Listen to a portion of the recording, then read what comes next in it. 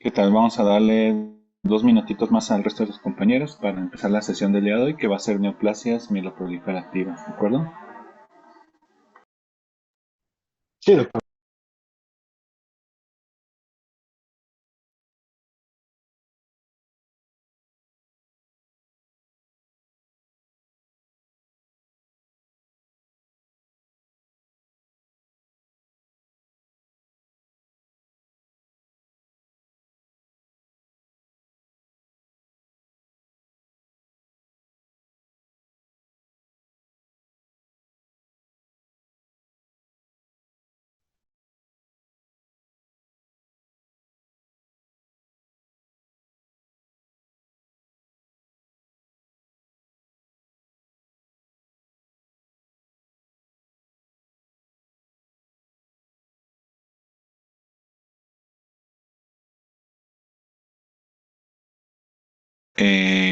Esta ya va a ser su última clase, va a ser de neoplasias mieloproliferativas, cromosoma Filadelfia negativo. ¿Quién me puede decir cuál es la neoplasia mieloproliferativa que tiene positivo el hallazgo de un cromosoma Filadelfia? Levante la manita. La man- ¿En qué entidad encontramos el cromosoma Filadelfia? Que se abrevia así, Filadelfia. Estas son las negativas, pero ¿cuál es la entidad positiva?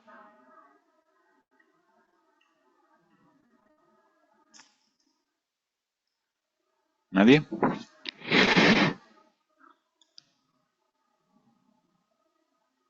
Bueno, la neoplasia mieloproliferativa Filadelfia positiva es la leucemia mieloide crónica, ¿ok? Y ese cromosoma es una translocación que se da entre el cromosoma 9 y 22. Es muy clásica, es la translocación 9-22. De hecho, es la primera alteración citogenética que se encontró como origen de una neoplasia hematológica y que pudo ser descrita como el origen de esa enfermedad, de la leucemia mieloide crónica. Pero el día de hoy nos vamos a enfocar en las neoplasias mieloproliferativas que no tienen esa translocación. Entonces, a ver, doctora Yamilet Aragón, por favor, nos vas a ayudar a leer este caso clínico. Sí, sí, escucho ahí. Sí. Dice, paciente masculino de 65 años de edad con antecedentes de enfermedades sistémicas no antecedentes relevantes. Acude a la consulta por presentar síntomas industrial, presianismo, cefalea, cerebrotoma, geometría básica, encontrando Temática. Ajá. hemoglobina de 20 gramos de decilitro y Un hematocrito. hematocritos de 60%, el resto sin alteraciones. Muy bien, doctora. ¿Y cuál es la cifra de hemoglobina normal? Arriba de 12 ¿De 12 a cuánto? a 16. ¿A qué?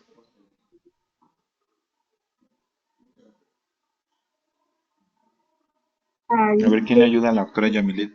¿Cuál es el límite superior de hemoglobina que se considera normal? hasta 16.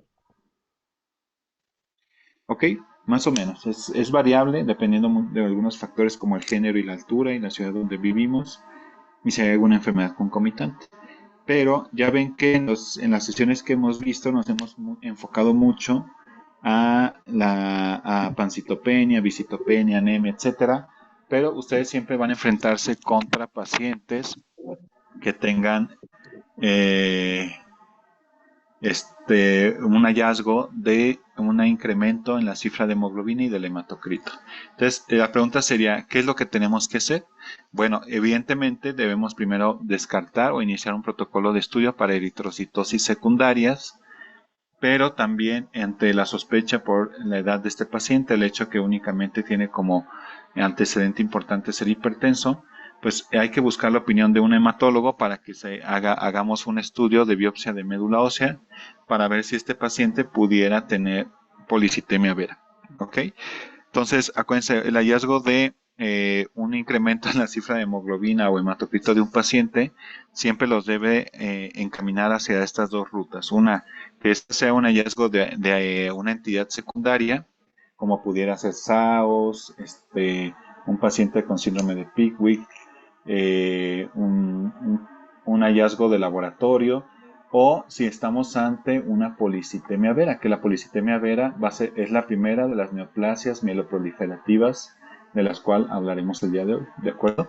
Entonces, para hacer esa distinción, nosotros debemos hacer un protocolo de estudio y en este caso, bueno, dándole continuidad al caso, se descartan en este paciente causas secundarias. Esto normalmente lo hacemos con una gasometría arterial, una prueba de esfuerzo, una valoración por el neumólogo para ver que no hay alguna situación cardiopulmonar que esté ocasionando hipoxia crónica en este paciente, como pudiera ser una malformación eh, congénita o una situación adquirida como EPOC. Eh, que pudiera estar causando que el paciente curse con hipoxia crónica y esto se manifieste como un incremento reactivo o compensatorio en la cifra de hemoglobina. Entonces, en este caso, bueno, se descartó esa situación y la biopsia de médula ósea nos reporta una médula hipercelular con panmielosis, o sea, panmielosis significa que hay incremento de serie mieloide y nos reportan también que hay megacariocitos pleomórficos. Entonces, dando continuidad a este caso, nosotros empezamos a hacer un estudio complementario, que es un estudio molecular, buscando alguna de estas mutaciones. La mutación BCR-ABL1 es la mutación que corresponde al cromosoma Filadelfia. Esta mutación se origina de la translocación 922.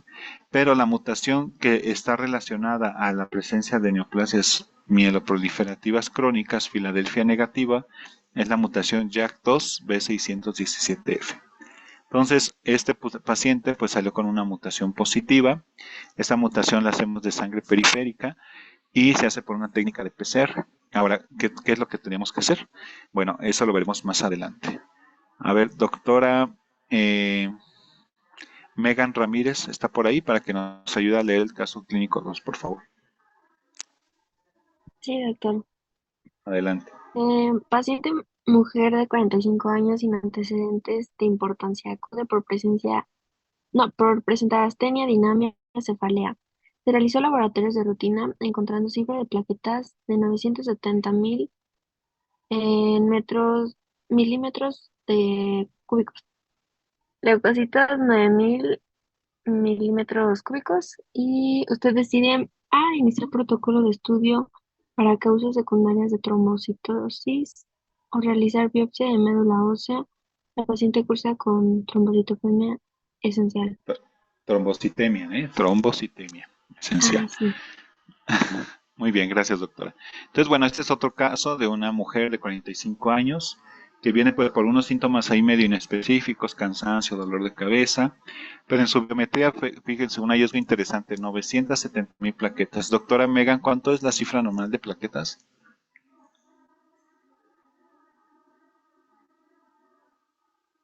350.000. ¿Hasta?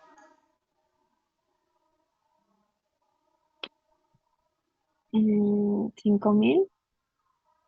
¿Hasta 5.000? ¿Segura? O sea, ¿cuál es el valor más alto de tus plaquetas que consideramos que todavía es normal? A ver, doctor, Juan Carlos. Es de 150.000 a 400.000, doctor. Más o menos correcto. Entonces, todo lo que encontremos arriba de esa cifra, pues también debe ser evaluado por un hematólogo. O sea, tener más de 450.000 plaquetas no es normal. Y lo mismo sucede con la hemoglobina. A veces nos enfocamos mucho en la anemia, o en este caso en la trombocitopenia, pero también debemos de saber qué hacer cuando nos encontramos con la situación contraria, ¿no? En el caso de esta paciente con una cifra muy alta de plaquetas, 970.000, pero muy parecido a lo que hicimos con el otro caso clínico, debemos primero descartar causas secundarias de un proceso reactivo, como pudiera ser una enfermedad renal crónica, una anemia por deficiencia de hierro, donde hay una trombocitosis reactiva o secundaria o un incremento anómalo de la cifra de plaquetas. Pero siempre debemos de pensar que esto también podría ser un proceso neoplásico y esto se le conoce como trombocitemia esencial.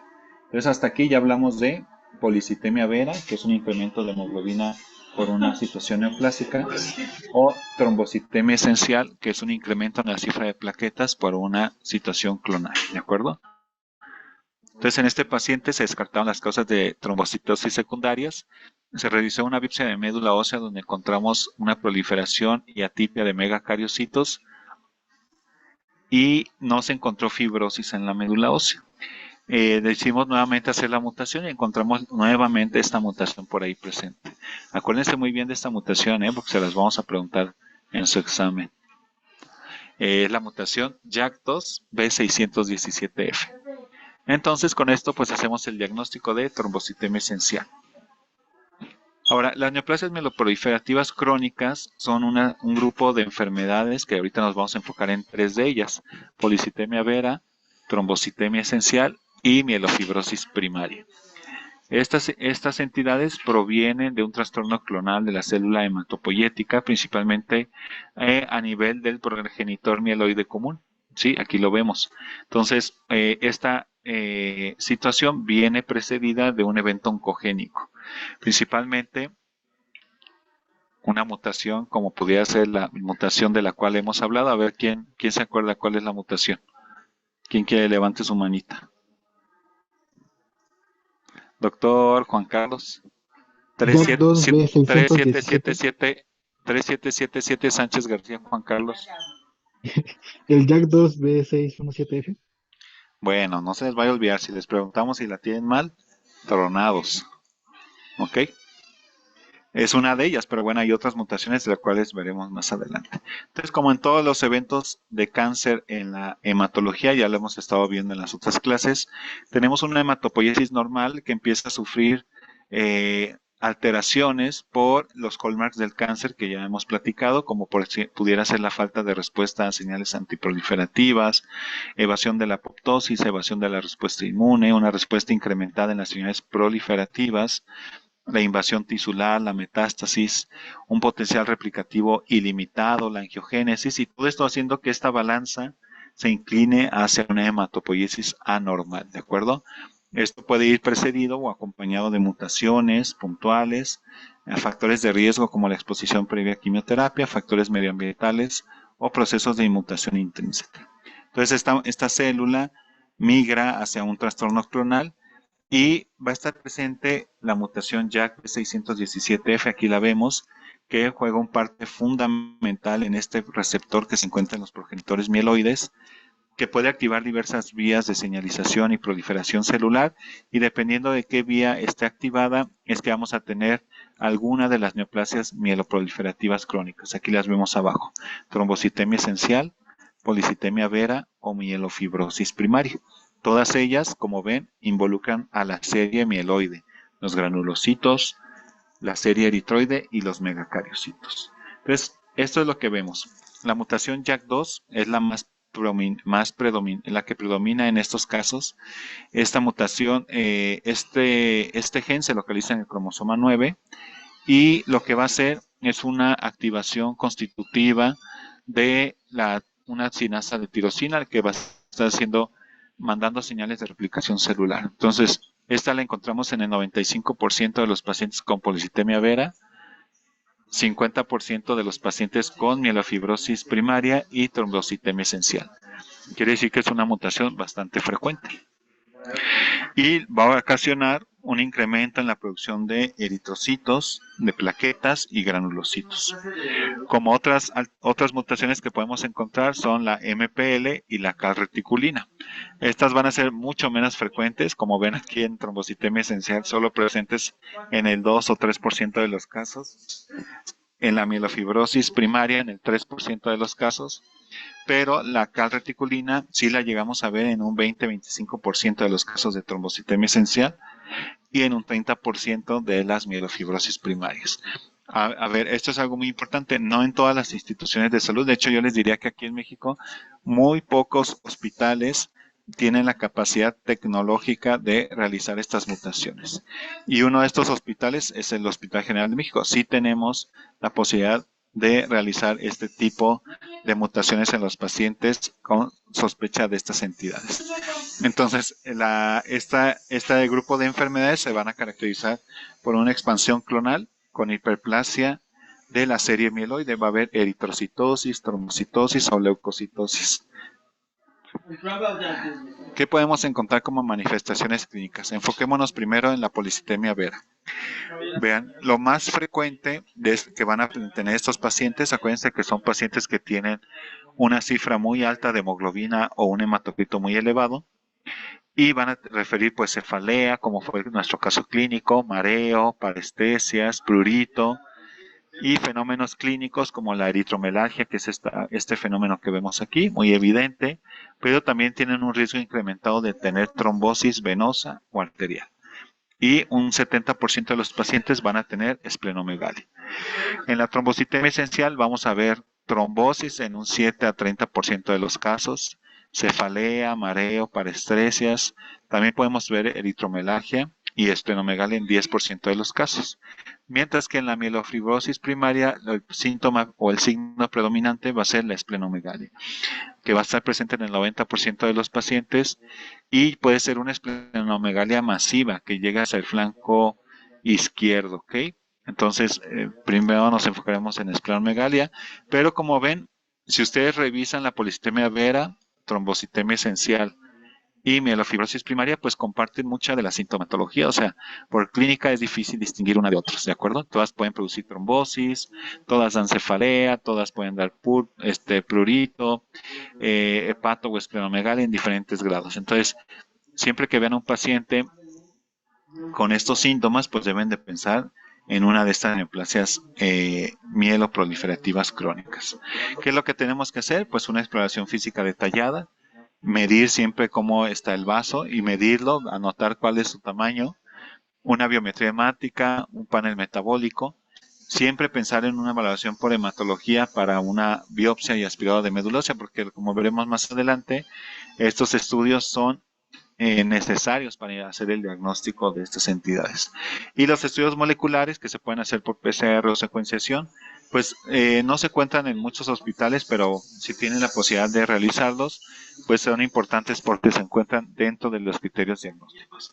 Entonces, este grupo de enfermedades se encuentran clasificados de acuerdo a la Organización Mundial de la Salud como neoplasias mieloproliferativas crónicas Filadelfia negativos. Ahora, la policitemia vera la vemos más o menos de 0.01 casos a 2 casos por 100,000 habitantes a nivel mundial. Aquí en México realmente no tenemos un registro epidemiológico que nos diga cuál es su incidencia.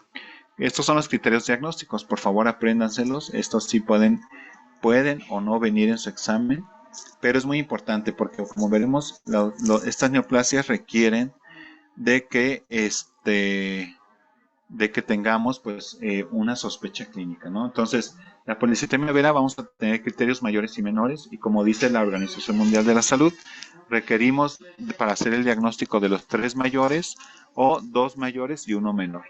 Los mayores son una concentración de hemoglobina elevada, más de 16.5 gramos en hombres o 16 en mujeres, o un hematocrito de 49 o más en hombres y 48% o más en mujeres, acompañados de una biopsia de médula ósea que muestra hipercelularidad con panmielosis y que veamos una proliferación prominente de la serie eritroide, pero también puede haber granulocítica y megacariocítica. Y otro criterio mayor es la presencia de la mutación JAK2 B617F o en un 3% de los casos puede ser la mutación JAK2 en el exón 12. Y el criterio menor es tener un nivel sérico de eritropoyetina disminuida. Entonces, como ven, ¿ustedes podrían hacer el diagnóstico? Pues no, porque únicamente tendrían la biometría a sus manos, por lo cual siempre van a requerir una evaluación por hematología para hacer este estudio de médula ósea y en donde haya capacidad, pues hacer la mutación.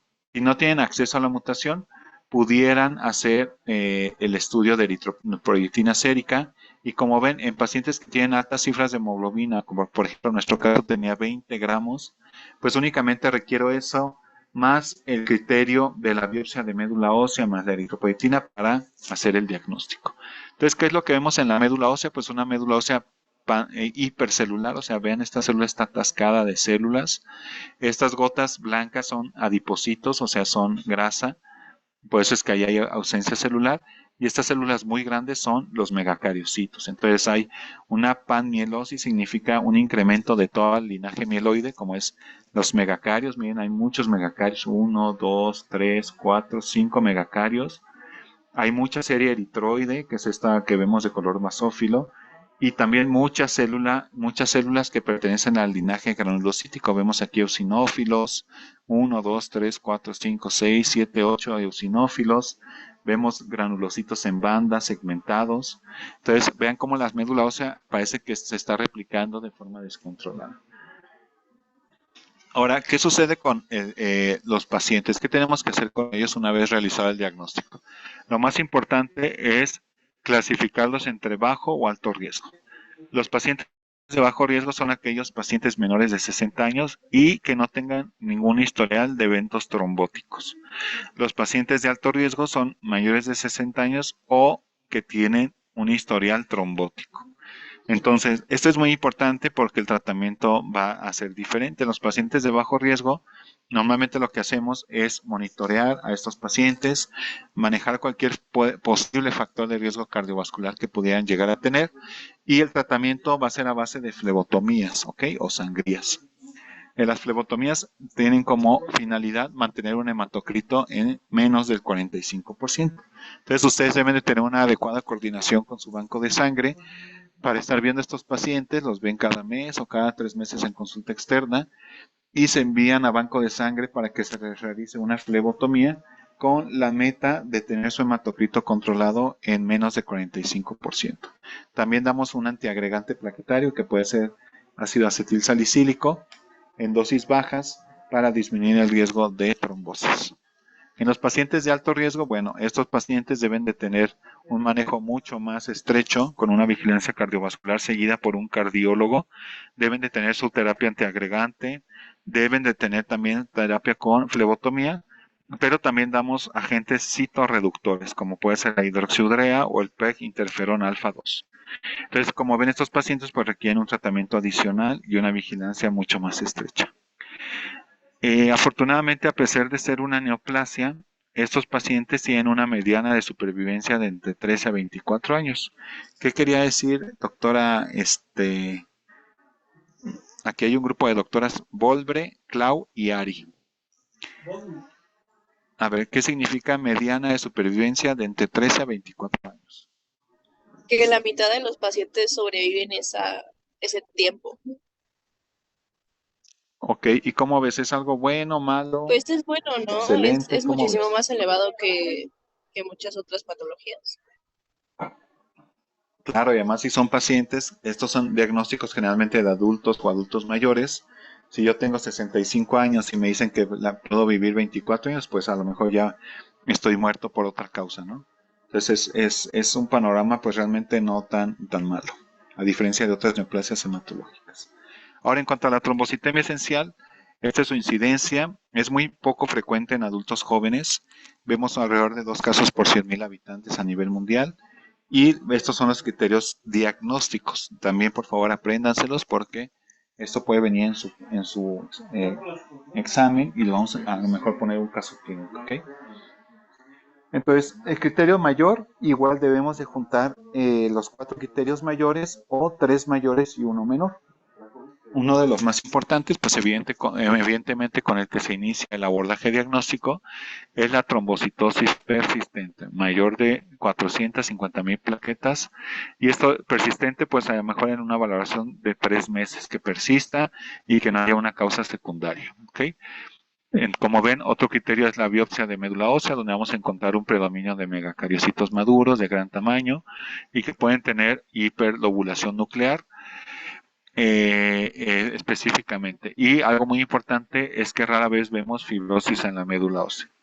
El tercer criterio mayor es que haya ausencia de otros criterios diagnósticos para otras neoplasias mieloproliferativas, de acuerdo a la OMS, como puede ser la polivera, la mielofibrosis, la leucemia mieloide crónica. ¿Quién se acuerda cuál era la alteración citogenética que veíamos en la LMC? Con manita arriba. En la leucemia mieloide crónica, ¿cuál es la alteración que vemos que es diagnóstica y que es importante que la conozcan? Lo dije al principio.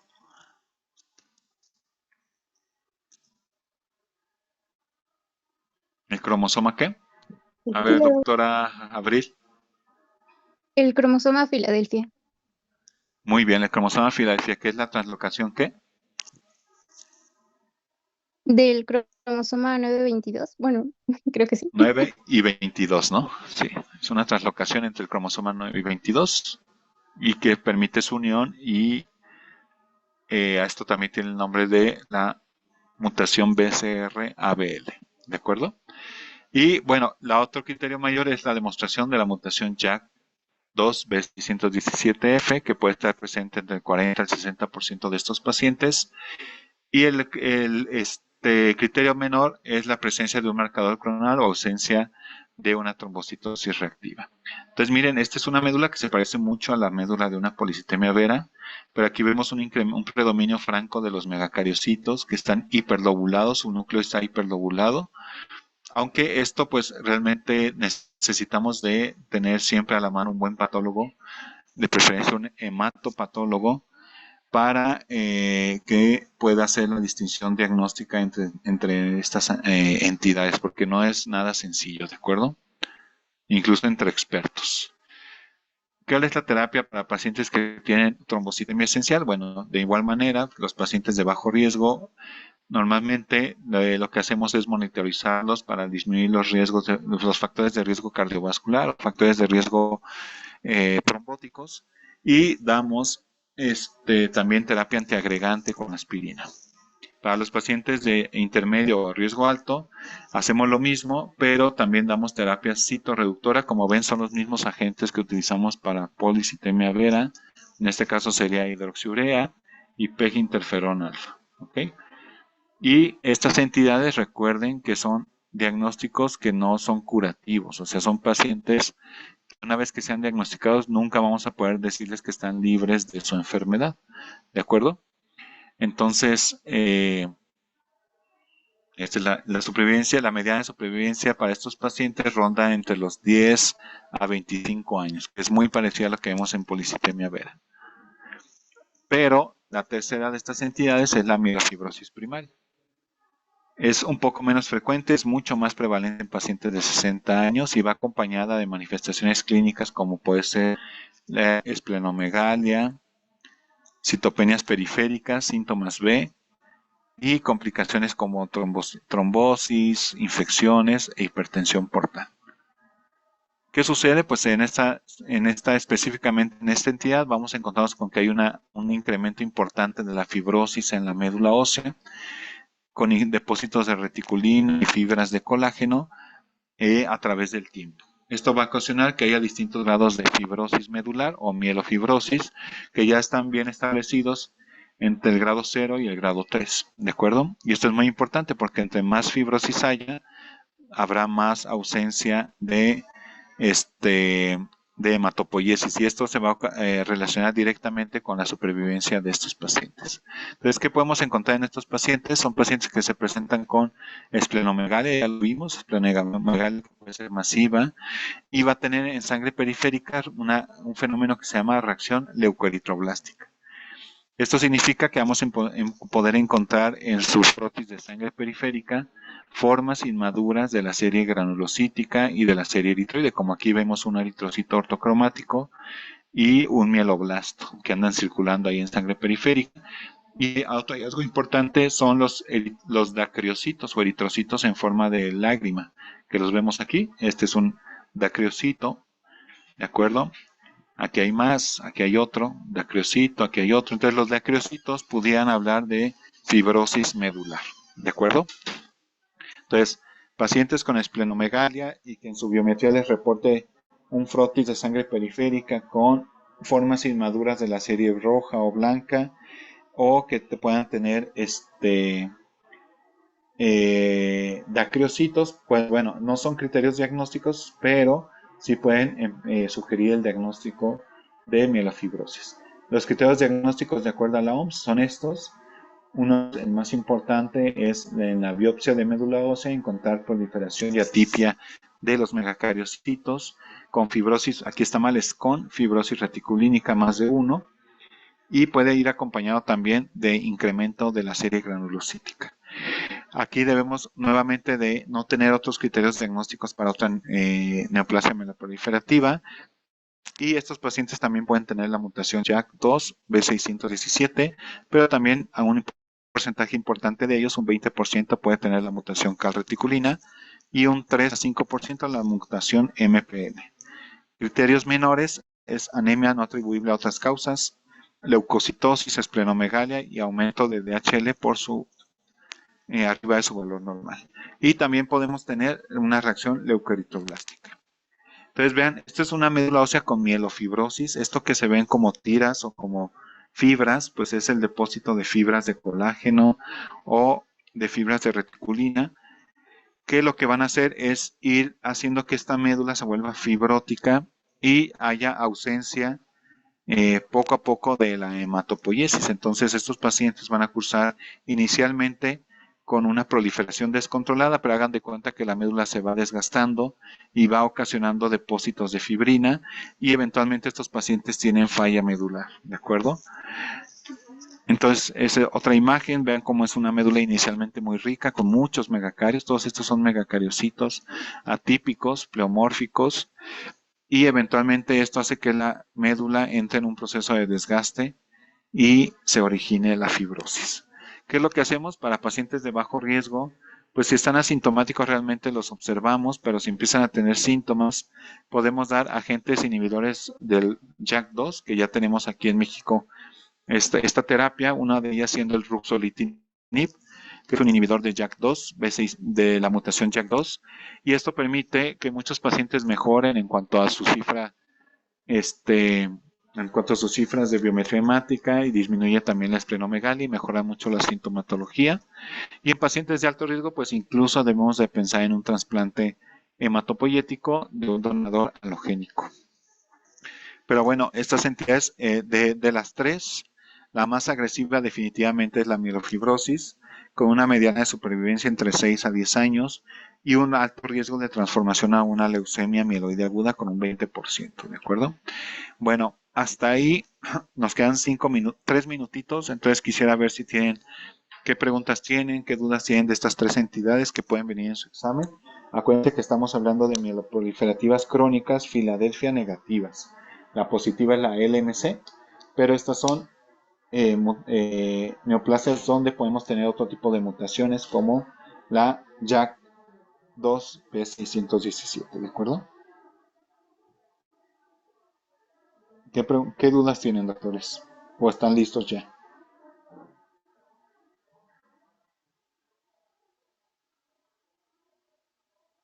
¿Cómo dices que se llamaba el gen de la mutación del Filadelfia positivo? Es el gen BCR-ABL, el transcrito BCR-ABL. Gracias. Sí. Entonces acuérdense, para que no se hagan pelotas. Doc, Van, yo igual tengo una duda. dígame. Me quedo muchas dudas sobre la interpretación del dispersograma. ¿Tiene como alguna recomendación para que nos sea como más fácil? Bueno, es una duda muy interesante porque realmente el dispersograma nos ayuda cuando estamos ante un proceso neoplásico muy franco, ¿no? Pero difícilmente les va a ayudar a hacer un diagnóstico certero solamente viendo el dispersograma. Mi sugerencia es únicamente que vayan practicando con biometrías hemáticas de hacer una relación entre los conteos absolutos de los números y la imagen del dispersograma para que vean más o menos si hay una relación adecuada, ¿ok? Pero bueno, aquí en hematología como vemos 30, 40, 50 biometrías diario, pues el uso del dispersograma sí nos puede ayudar, pero en su práctica general mi recomendación sería solamente úsenlo como una correlación entre lo que están viendo en la biometría hemática, ¿de acuerdo? Vale, muchísimas gracias. Sí. Entonces, ¿en qué pacientes sospechar de una neoplasia mieloproliferativa crónica? Pacientes de edad avanzada que se presenten con esplenomegalia, síntomas B, prurito, eritromelalgia, que puedan tener síntomas de fatiga, cansancio progresivos, pero lo más importante es que deben de contar inicialmente con una biometría hemática, que ya vieron, puede ser eritrocitosis, o sea, un incremento en la hemoglobina o en el hematocrito, o trombocitosis o leucocitosis con alguna otra situación como anemia, que esto nos explicaría en la mielofibrosis, ¿de acuerdo? Entonces, bueno, muchos pacientes llegan con síntomas B. La principal es checar la biometría hemática. Claro, claro. Lo primero es, tienes síntomas B, has perdido peso, estás con fiebre, a la exploración física te encuentro esplenomegalia importante, bueno, vamos a ver la biometría, ¿sí? Si encontrás, por ejemplo, doctora, un incremento en la cifra de hemoglobina, ¿qué pensarías?